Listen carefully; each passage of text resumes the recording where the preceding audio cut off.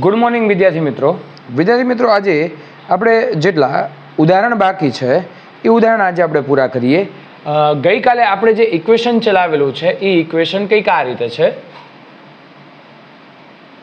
કે -273 divided by 100 is equal to C upon divided by 100 is equal to F minus 32 divided by 180 and is equal to x minus LFP upon UFP minus LFP. તો આ બધી terms વિશે તમને માહિતી મળી ગઈ છે. તો મિત્રો હવે હું તમને એમ કહું કે એના ઉપરના ઉદાહરણ આપણે આના ઉદાહરણ ભણી ગયા છીએ, તો હવે બીજા ઉદાહરણ આપણે જોઈએ. દર્દીનું તાપમાન પહેલું ઉદાહરણ છે, ઉદાહરણ નંબર 1 ઇલોસ્ટ્રેશન કહેવાય. દર્દીનું તાપમાન T is equal two 40 degree Celsius છે. તો ફેરનહીટ માપક્રમમાં એનું તાપમાન કેટલું મિત્રો? તો હવે આની ગણતરી મારે કરવી હોય તો બહુ સિમ્પલ છે. F ઇઝ ઇક્વલ ટુ આપણી પાસે ઇક્વેશન છે 9/5 C એટલે આને આપણે C કહી દઈએ, ઓકે, અને પ્લસ 32. તો F is equal two 9/5 C is equal two 40 plus 32. F is equal two અહીંયા આપણે 5 8 40 9 8 72 પ્લસ 32 એટલે એનો હિસાબ કરશો એટલે 104 ફેરનહીટ આવશે, બરાબર ને? આ F એટલે ફેરનહીટ અને ડિગ્રી ફેરનહીટ એનો એકમ છે. ચલો ત્યાર પછી આપણે બીજો સમ ગણીએ. ઉદાહરણ નંબર 2 જોઈ લઈએ આપણે. કયા તાપમાન આપણે T ધારશું અથવા X ધારશું? કયા તાપમાને એવો પ્રશ્ન પૂછ્યો છે, એટલે x is equal to what? એના પછીનો ઉદાહરણ છે ઉદાહરણ નંબર 2. x ફાઇન્ડ કરવું છે. કયા તાપમાને ફેરનહીટ માપક્રમનું અવલોકન સેલ્સિયસના માપક્રમના અવલોકન કરતાં બમણું થાય, એટલે ફેરનહીટ માપક્રમનું અવલોકન સેલ્સિયસના માપક્રમના અવલોકન કરતાં બમણું થાય. ઓકે, તો એ તાપમાન આપણે ફાઇન્ડ કરવાનું છે. હવે આની અંદર તમારે ધારો કે એને જે કામ કર્યું છે એમ પણ કામ આપણે કરી શકીએ છીએ. ઓકે, આપણે C ફાઇન્ડ કરવું છે. C is equal to what? તો આપણી પાસે ઇક્વેશન છે, જો F minus 32 divide by 180 is equal to C upon 100. જો F ની જગ્યાએ હું 2C મૂકું તો 2C minus 32 divide by 180 is equal to C upon 100. ચલો સામે ક્રોસ ગુણાકાર કરો તો 200C minus 3200 is equal two 180C. અને સામેની બાજુ લઈ જઈએ તો 200 માઇનસ 180 અને આ બાજુ લઈ જઈએ તો માઇનસ, અને આ બાજુ લાવો તો પ્લસ, એટલે અહીંયા 20C વધશે ઇઝ ઇક્વલ ટુ 3200. ઓકે, તો હવે આપણે અહીંયાની કેલ્ક્યુલેશન કરીએ. કેલ્ક્યુલેશનમાં C ને કરતા તરીકે બનાવશો તો 3200 ભાગ્યા 20 એટલે 160 ડિગ્રી સેલ્સિયસ, બરાબર ને? યસ, તો જવાબ આવી ગયો આપણો. ચલો ત્રીજો ઉદાહરણ થઈ ગયો છે, ચોથો ઉદાહરણ થઈ ગયો છે મિત્રો. પાંચમું ઉદાહરણ પણ આપણે કરવાનો છે. જો પાંચમું ઉદાહરણ આપણને શું કહે છે, ઉદાહરણ નંબર 5 જોઈએ કે એક લોખંડના ટુકડાનું તાપમાન 30 ડિગ્રી સેલ્સિયસથી 90 ડિગ્રી સેલ્સિયસ જેટલું વધારવામાં આવે છે. તો 30 ડિગ્રીને T1 બરાબર 30, T2 બરાબર 90 ડિગ્રી. આગળ વાંચીએ તો ફેરનહીટ માપક્રમ અને કેલ્વિન માપક્રમમાં આ ફેરફાર કેટલો થશે? જો મિત્રો મેં તમને ગઈકાલે એટલે કે ગયા લેક્ચરમાં ચર્ચા કરી ગયો છું કે તાપમાનનો તફાવત કેલ્વિન અને સેલ્સિયસમાં સરખો હોય, પણ ફેરનહીટ અને સેલ્સિયસની વાત થતી હોય ને ત્યારે આપણે delta F is equal two 9/5 delta C. તો ડેલ્ટા C એટલે આ બંનેનો તફાવત, એટલે 90 - 30 એટલે થશે 60.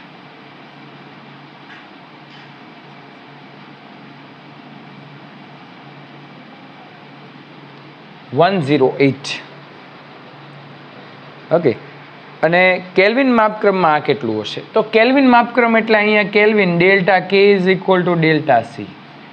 તો ડેલ્ટા કે is equal to delta C, તો સીધું સિમ્પલ એ તો 60 લ્યો, કારણ કે કેલ્વિનનો ફેરફાર અને સેલ્સિયસનો ફેરફાર સમાન હોય છે. ચલો મિત્રો આગળ જઈએ આપણે. યસ, ચલો એના પછી આપણને ઉષ્મીય પ્રસરણ આપેલું છે. અચ્છા, હા, બીજી મારે વાત એ કરવી હતી કે હું તમને એક અહીંયા પ્રશ્ન પૂછું, કયા તાપમાને સેલ્સિયસ અને ફેરનહીટ માપક્રમ સરખા આવે? તો મિત્રો કેમ તમારે ગણતરી કરવાની? એક્ઝેક્ટલી આની જેમ જ કરવાની છે, પણ આમાં શું હતું કે ફેરનહીટ માપક્રમ સેલ્સિયસ માપક્રમ કરતાં બમણું હોય. અહીંયા સરખું છે, F is equal two C, કાંઈ વાંધો નહીં, F is equal two 9/5 C plus 32. તમે જે કાંઈ પણ તમારી ઈચ્છા મુજબ તમે સીની જગ્યાએ એફ મૂકી શકો છો અથવા એફની જગ્યાએ સી મૂકો, જે કાંઈ પણ મૂકો. તો અહીંયા મૂકું છું એફની જગ્યાએ C. She is equal two 9/5 C plus 30, અને આ બાજુ લાવી દઉં તો C minus 9/5 she is equal two 30. 5 સામેની બાજુ, 5 માઇનસ 9 એટલે -4 સી એમના એમ ડિવાઈડ બાય 5. બહુ સિમ્પલ, 4 8 32, 5 સામેની બાજુ જાય તો સી ઇઝ ઇક્વલ ટુ -40, આ ઋણ નિશાની અહીંયા છે ને આ બાજુ મોકલું. Yes, is equal to f. એટલે 40 ડિગ્રી તાપમાન -40, સોરી, એ એવું તાપમાન છે કે જ્યાં ફેરનહીટ અને સેલ્સિયસ બંનેના માપક્રમ સરખા આવે. એટલે બંને ત્યાં સરખું થાય છે, આમ સરખું ન થાય. ધારો કે 1 ડિગ્રી સેલ્સિયસ હોય તો કંઈ 1 ફેરનહીટ ન થાય. પણ હા, જો આ જ ઇક્વેશનમાં મિત્રો તમે અહીંયા -40 મૂકો તો એફ બરાબર ગણતરી કરશો ને તો -40 જ આવશે. જો -40 મૂકો તો શું થાય? -40 ડિવાઇડેડ બાય 5 એટલે -8, -8 ઇન્ટુ 9 એટલે -72, -72 પ્લસ 32 તો -40. એટલે -40 એવું તાપમાન છે કે જ્યાં સેલ્સિયસ અને ફેરનહીટ માપક્રમ સરખા આવે છે. હવે મિત્રો આ કામ તમારે જાતે કરવાનું છે, તમારી ઉપર છોડું છું.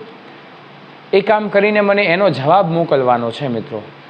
યાદ રાખીને કરજો કામ. બહુ હું તમને એમ કહું ને કે આ ચેપ્ટર ખરેખર બહુ મજા આવે એવું છે. જો તમે તમારે દ્રષ્ટિકોણથી વિચારશો, તમારા એંગલથી વિચારશો તો તમને બહુ સહેલું લાગશે. આ ચેપ્ટર અઘરું તો છે જ નહીં, સહેલું છે એનું વધારે સહેલું લાગશે. તો અહીંયા આટલો ફેરફાર, કયા તાપમાને કેલ્વિન, અહીંયા કેલ્વિન અને ફેરનહીટ માપક્રમ સરખા આવે એટલે એફ ઇઝ ઇક્વલ ટુ કે.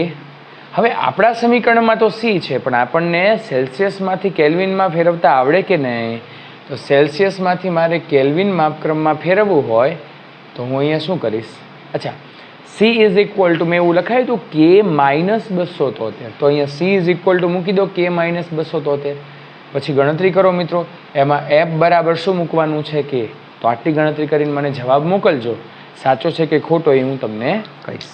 ઓકે, ચલો ત્યાર પછી હવે આપણે એક નવા ટોપિક તરફ આગળ વધીએ.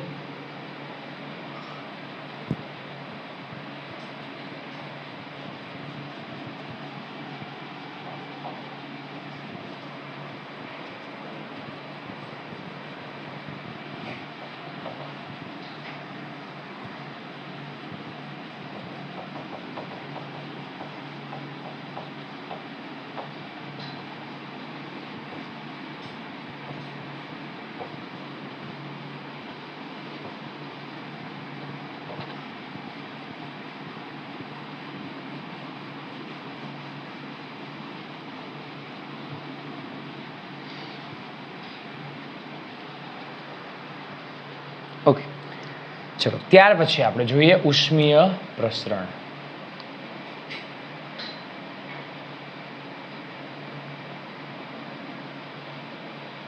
હવે મિત્રો ઉષ્મીય પ્રસરણ એટલે ઉષ્મા દ્વારા કોઈ પણ પદાર્થનું થતું પ્રસરણ. કોઈ સોલિડ એટલે કે ઘન પદાર્થ લઈએ તો ઘન પદાર્થના ગુણધર્મો બધાને ખબર છે કે ઘન પદાર્થ હોય એના અણુઓ એકબીજાની નજીક ગોઠવાયેલા હોય,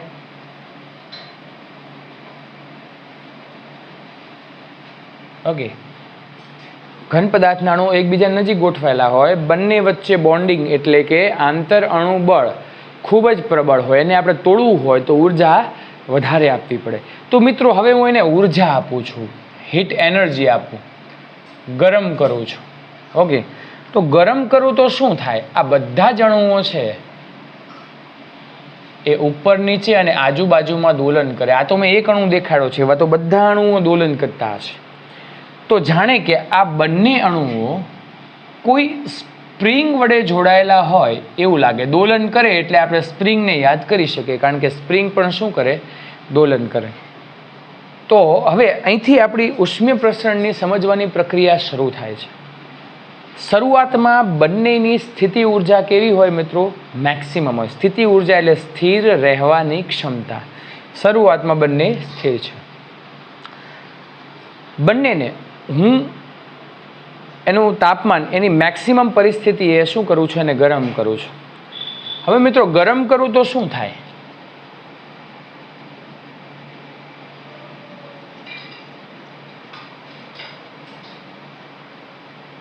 આ બંને એકબીજાથી દૂર જાય. તો બંને એકબીજાથી દૂર જાય તો સ્પ્રિંગ વડે જોડાયેલા છે, તો સ્પ્રિંગ તો તમને ખબર છે ને કે એને આપણે ખેંચીએ અથવા એને આપણે દબાવીએ તો સ્પ્રિંગમાં પુનઃસ્થાપક બળ ઉત્પન્ન થાય. દબાવીએ તો બહારની બાજુ પુનઃસ્થાપક બળ, ખેંચીએ તો અંદરની બાજુ. એટલે આ બંને અણુઓ એકબીજાથી દૂર તો જાય છે પણ એકબીજાની નજીક પણ આવે છે, એટલે પાછા મૂળ સ્થિતિમાં આવી જાય.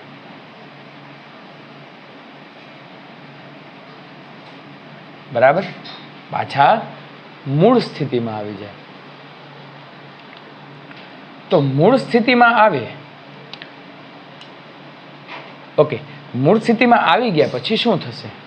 તો મૂળ સ્થિતિમાં આવ્યા પછી પાછું એને ફોર્સ લાગે, પાછી અહીંયા આપણે એનર્જી, હીટ એનર્જી આપણે દઈએ જ છે એટલે ટેમ્પરેચર ઇન્ક્રીઝ થયા જ કરે. એટલે પાછું શું થાય?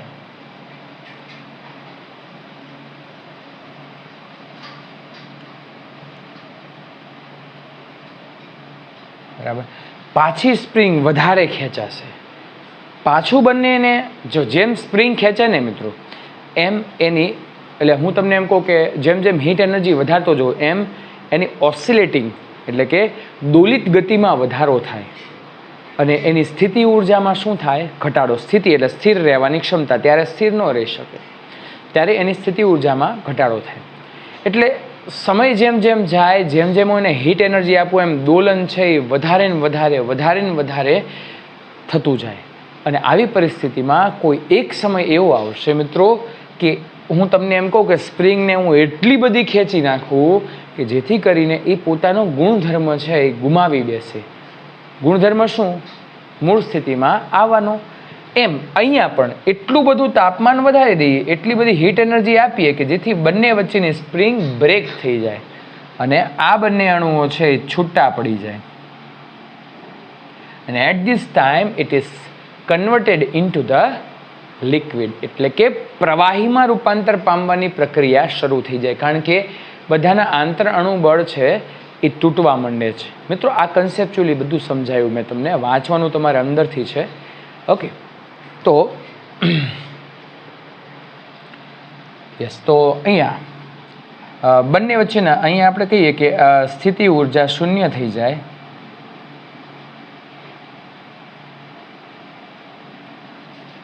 બરાબર? અને પછી આપણે જેમ જેમ અંતર વધે છે એમ હું તમને એમ કહું અહીંથી અંતર આ બંને છૂટા પડ્યા તો બીજા અણુની પાછા નજીક આવી જવાના કે નહીં? ત્યારે પછી સ્થિતિ ઉર્જા વધવા માંડશે. પહેલાં ઘટવા માંડે, 0 થઈ જાય, પછી ઋણમાં વધવા માંડે પાછી આ રીતે. એટલે હું તમને એમ કહું ને એનો જે ગ્રાફ છે ને મિત્રો એ આ રીતનો છે, યુ વર્સિસ આર નો ગ્રાફ.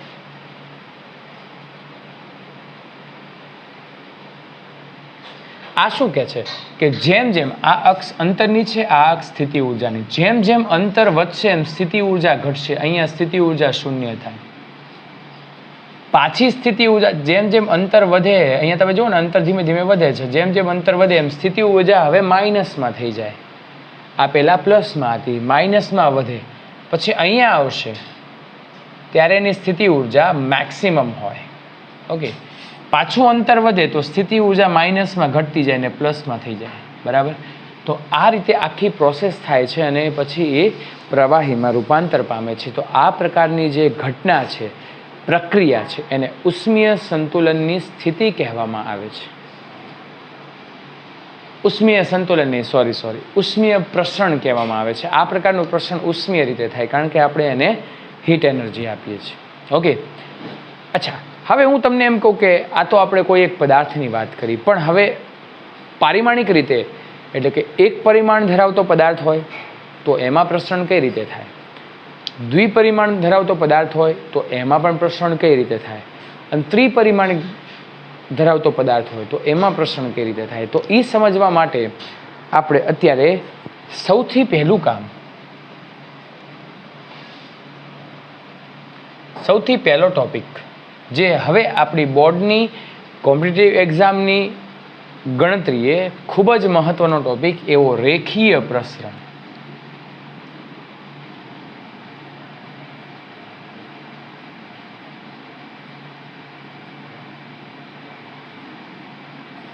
રેખીય પ્રસરણ કોને કહેવાય?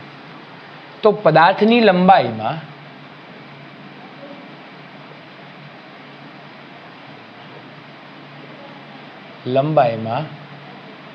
થતો એક રેખસ્થ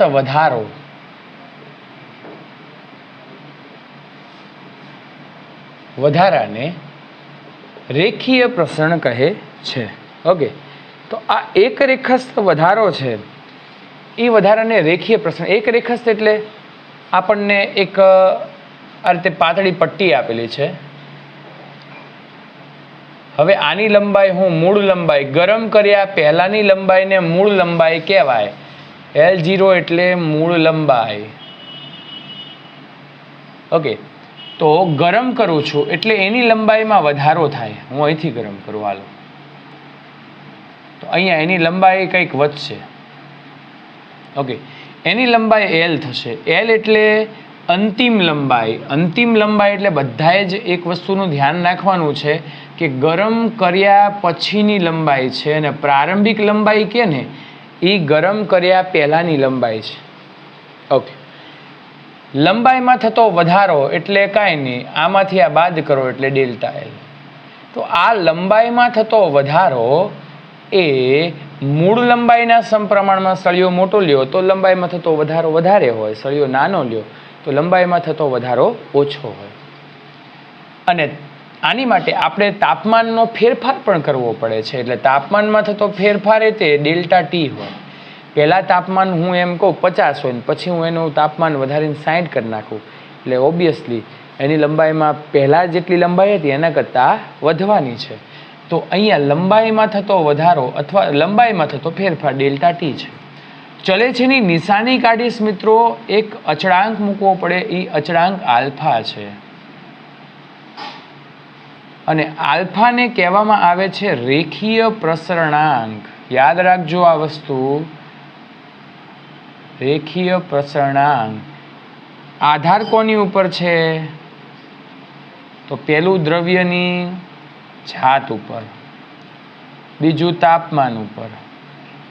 એટલે જુદા જુદા મટીરિયલ, જુદા જુદા વાહક અવાહક જેની પણ આપણે વાત કરીએ, અવાહક તો નહીં, આપણે વાહકની વાત કરીએ તો એની માટે આલ્ફા જુદો જુદો હોય છે. દરેક એલ્યુમિનિયમ, તાંબુ, સિલ્વર આ બધા માટે વાહક આલ્ફા જુદો જુદો હોય છે. આ સમીકરણ આ છે એ આપણને લંબાઈમાં થતો ફેરફાર, આ સમીકરણ શું આપે છે? આપણને લંબાઈમાં થતો ફેરફાર આપે છે. ઓકે, ચલો, એક કામ તો થઈ ગયું, લંબાઈમાં થતો ફેરફાર. પણ મારે જો અંતિમ લંબાઈ મેળવવી હોય તો સિમ્પલ, હું આમ કામ કરી શકું. Delta L is equal two L minus L0 થાય, is equal to alpha L0 delta T. હવે L0નું આ બાજુ મૂકી દઉં તો L is equal to alpha L0 delta T plus L0. Okay મિત્રો, તો L0ને હું કોમન કાઢું તો અહીંયા 1 પ્લસ આલ્ફા ડેલ્ટા ટી. અંતિમ લંબાઈ એટલે શું? બધાને આવડવું જોઈએ કે અંતિમ લંબાઈ ગરમ કર્યા પછી જ હોય. ઓકે, એને જ અંતિમ લંબાઈ કહેવાય. તો આ રીતે. ઓકે, આ થઈ ગયું આપણું રેખીય પ્રસરણ. ત્યાર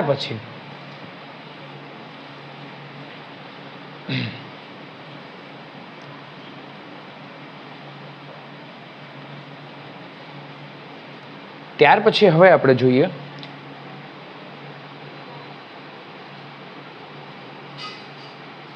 ક્ષેત્રીય પ્રસરણ.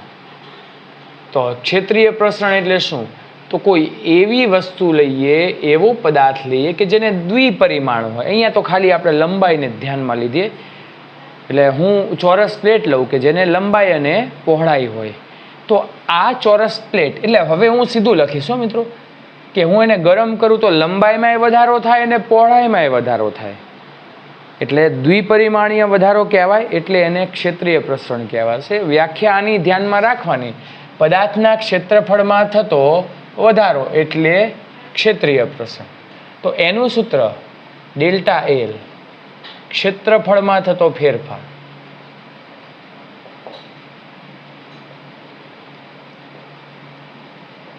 જેને આપણે લખી શકીએ delta A is equal two A0 beta delta T.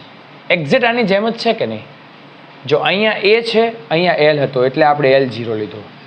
આલ્ફાને રેખીય પ્રસરણાંક કહેવાય, જ્યારે બીટા ઇઝ ઇક્વલ ટુ લખી શકીએ આપણે 2 આલ્ફા, જેને કહેવામાં આવે છે ક્ષેત્રીય પ્રસરણાંક. જેને આપણે શું કહેશું? ક્ષેત્રીય પ્રસરણાંક. 2 આલ્ફા કેમ લખ્યું? કારણ કે દ્વિપરિમાણીય છે. લંબાઈમાં વધારો થાય એટલે આલ્ફા, પહોળાઈમાં વધારો થાય એટલે આલ્ફા, આલ્ફા પ્લસ આલ્ફા એટલે 2 આલ્ફા, અને એને બીટા વડે લખવામાં આવે છે. અંતિમ ક્ષેત્રફળ એટલે ગરમ કરીએ છીએ પદાર્થને ત્યારે જે ક્ષેત્રફળ મળે એને અંતિમ ક્ષેત્રફળ કહેવાય. અને એને બરાબર એક્ઝેક્ટલી આની જેમ જ A is equal two A0 1 plus beta delta T. Another A0 1 plus 2 alpha delta T. Okay, આ થઈ ગયું ક્ષેત્રીય પ્રસરણ. ત્યાર પછી વોલ્યુમેટ્રિક એટલે કે કદ પ્રસરણ. તો જે પદાર્થની લંબાઈ, પહોળાઈ અને ઊંચાઈમાં વધારો થાય એવા પ્રકારના પ્રસરણને કદ પ્રસરણ કહેવામાં આવે. કદ પ્રસરણ માટે કદમાં થતો ફેરફાર.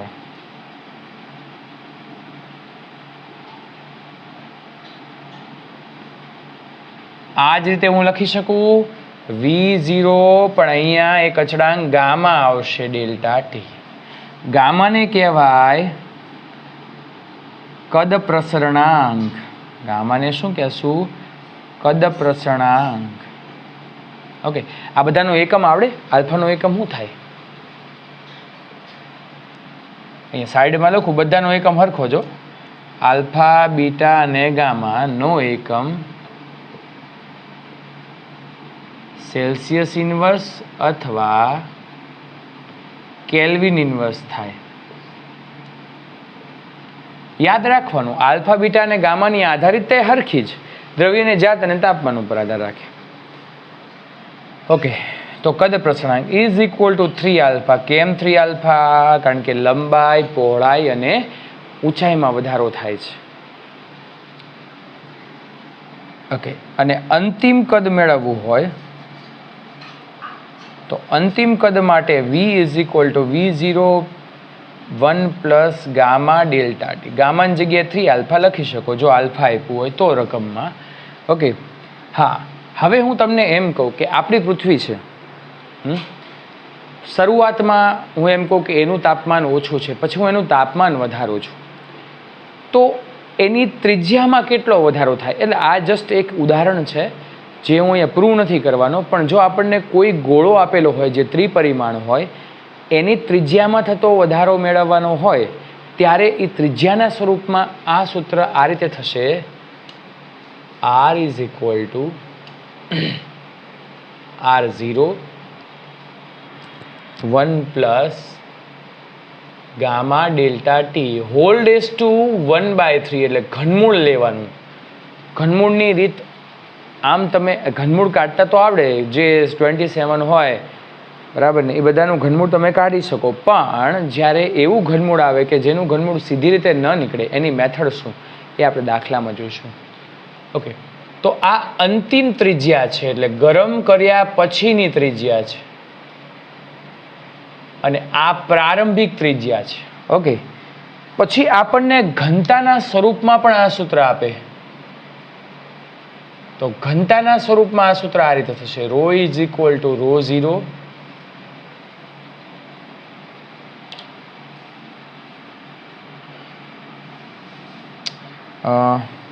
v ઇઝ ઇક્વલ ટુ દળના છેદમાં ઘનતા, બરાબર ને. Okay, ρ0 is equal to ρ1 plus gamma delta T. હવે મિત્રો આમાં તમને એમ થાય કે સર આ ρ0 કેમ આ બાજુ લખ્યું? તો ρ0 એટલા માટે લખ્યું, કદ અને આ ઘનતા એકબીજાના વ્યસ્ત પ્રમાણમાં છે, એટલે આની અંદર તમે કદના છેદમાં ઘનતા મૂકશો ને એટલે આવા પ્રકારનું આવશે. પણ પ્રતિશત ફેરફાર કે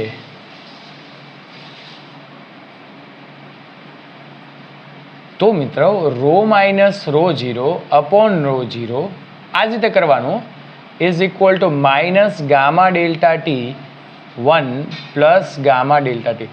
હવે મિત્રો તમારે આ યાદ રાખી લેજો સીધે સીધું, હો, કારણ કે આમાં કંઈ તમારે કેમ આવ્યું, કઈ રીતે આવ્યું એવું તમને દાખલામાં પૂછશે નહીં. દાખલામાં સીધો આનો સૂત્રનો ઉપયોગ આવશે.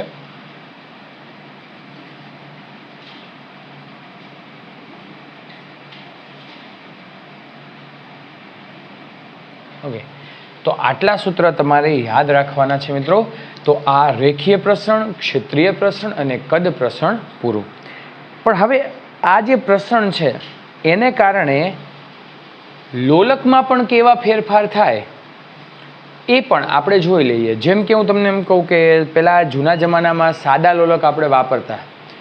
હવે ગરમી વધે, તાપમાન સપોઝ કે રાત્રે 37 હોય ને સવારે તમે જો બપોરે 50 થાય, તો સળિયાની લંબાઈમાં પણ વધારો થાય. તે આપણે રેખીય પ્રસરણમાં જોયું. તો સાદા લોલકમાં આ તાપમાનની અસર કેવી હોય એ આપણે જોઈ લઈએ. આટલી વસ્તુ બધાએ કમ્પ્લીટલી લખી નાખવાની છે. પોઝ કરીને લખી નાખો.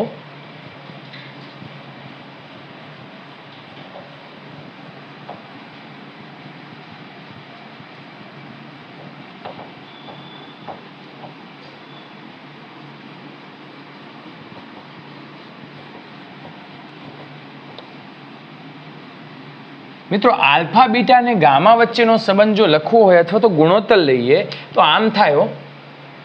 MCQ પૂછ્યું હોય તો સીધું આ લખી નાખવાનું, bit gamma is equal two 1:2:3. યાદ રાખશો બધા, આમ તો સહેલું છે. હે, આલ્ફા જેમ ગામા જેમ આલ્ફા જેમ બીટા જેમ gamma is equal two 1:2:3. Okay, તો આ તો બધાને આવડે. ત્યાર પછી હવે આપણે સાદા લોલક પર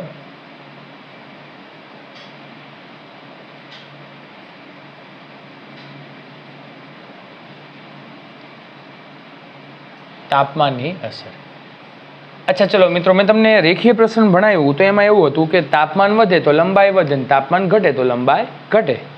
આ સ્વાભાવિક વસ્તુ છે, દરેક પદાર્થ ઉપર લાગુ પડી શકાય. તો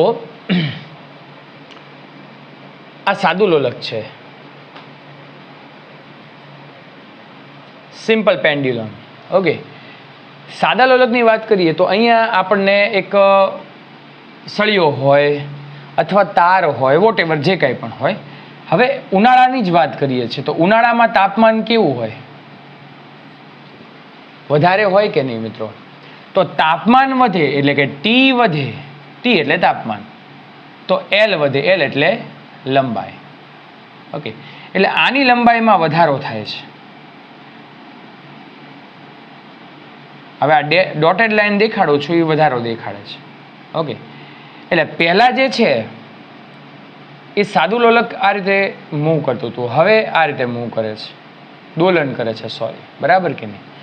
એટલે લંબાઈ વધે. હું તમને એમ કહું કે તમે એકવાર ટ્રાય કરી શકો છો, લંગરિયું બાંધીને લંગરિયાની લંબાઈ ઓછી રાખો તો દોલનો ઝડપી થશે. જેમ જેમ લંબાઈ વધારતા જશો એમ દોલનો છે એ ઘટતા જશે, બરાબર? એટલે એક દોલન માટે જે સમય લાગે છે એ લંબાઈ વધ્યા પછી એ સમય વધશે, એ સમય વધશે. હવે આપણે ઓલી લોલકવાળી ઘડિયાળ હોય તો એમાં ધીમે ધીમે ફરતું હોય ને તો કાંટો ધીમે ધીમે આગળ વધશે, ઝડપથી ફરતું હોય તો કાંટો ઝડપથી આગળ વધશે. તો ઉનાળામાં શું થાય કે લોલકની લંબાઈમાં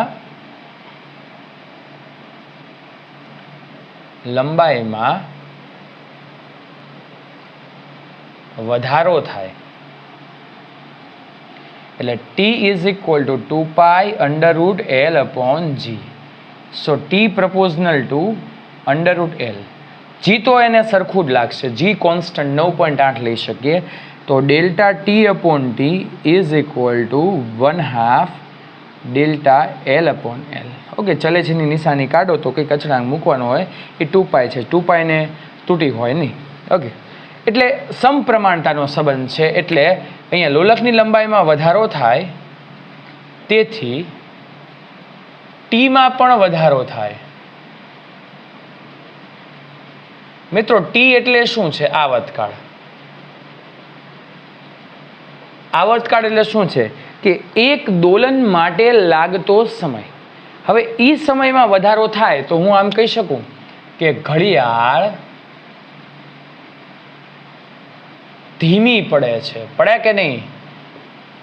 આવર્તકાળ ઓછો હોય તો ફટાફટ દોલન કરે, તો ઘડિયાળ ફાસ્ટ ચાલે છે, ધીમી પડે છે. તેથી ઉનાળામાં ઘડિયાળ મૂળ સમય કરતા ઓછો સમય બતાડે છે મિત્રો.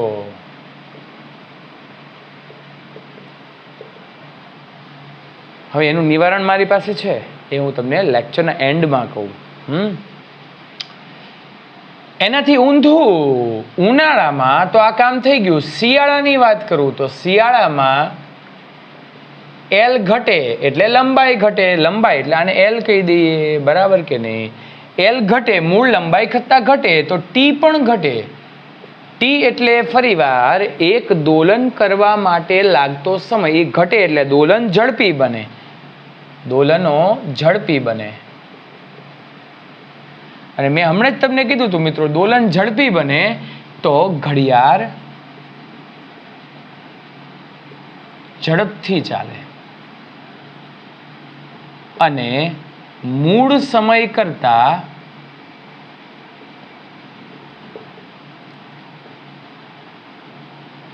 એટલે આ જે છે ને મૂળ સમય કરતા ઓછો ટાઈમ દેખાડે, ધીમી ચાલે છે, મૂળ સમય કરતા વધારે ટાઈમ દેખાડે છે.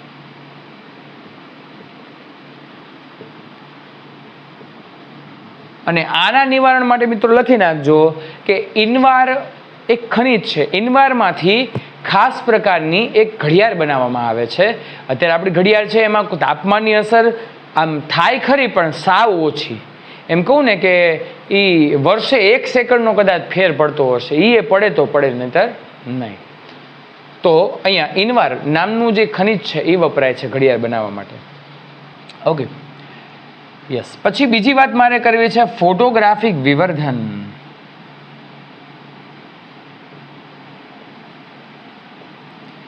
ફોટોગ્રાફિક વિવર્ધન કોને કહેવાય? તો પદાર્થને ગરમ કરતા, સપોઝ કે મારી પાસે અહીંયા એક પદાર્થ છે ને એની અંદર એક હોલ પાડેલું છે. આ લંબાઈ, બરાબર, અને આપણે પહોળાઈ કહી દઈએ, અને આ બંને વચ્ચેનો ગેપ છે સી, કોઈ ગમે તે કહી દઈએ, બરાબર ને? તો જ્યારે પદાર્થને ગરમ કરવામાં આવે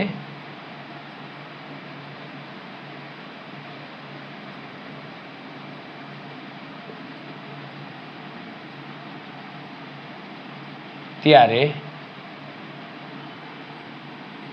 છિદ્રમાં વધારો થાય છે અને પદાર્થની લંબાઈ, પહોળાઈ અને ઊંચાઈ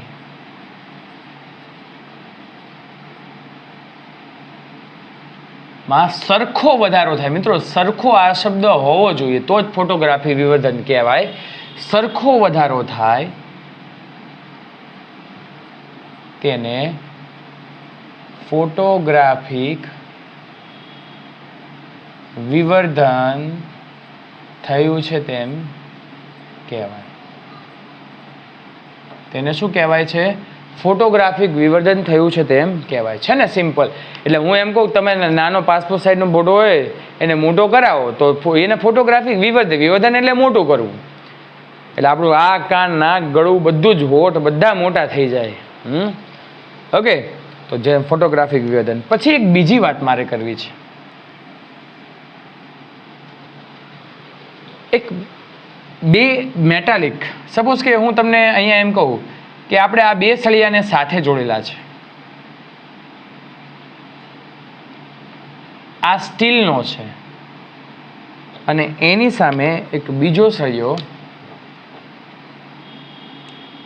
તાંબાનો સળિયો છે.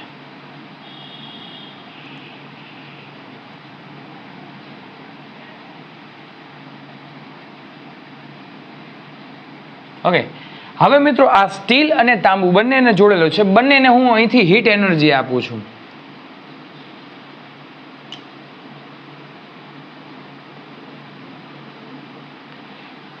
તો બંને સળિયાના આલ્ફા જુદા જુદા હશે કે નહીં? કારણ કે જો આલ્ફા છે એ મેં તમને કીધું હતું કે દ્રવ્યની જાત ઉપર આધાર રાખે, દરેકના આલ્ફા જુદા જુદા હોય. એટલે તાંબાની અંદર પ્રસરણ વધારે થશે, ગ્રેટર ધેન આલ્ફા સ્ટીલ, બરાબર ને? એટલે સ્ટીલ કરતાં તાંબાનું ઉષ્મીય પ્રસરણ વધારે, એમાંથી ઉષ્મા ઝડપથી પસાર થાય. તો આ જે સળિયો છે ને મિત્રો, આ રીતે થઈ જશે.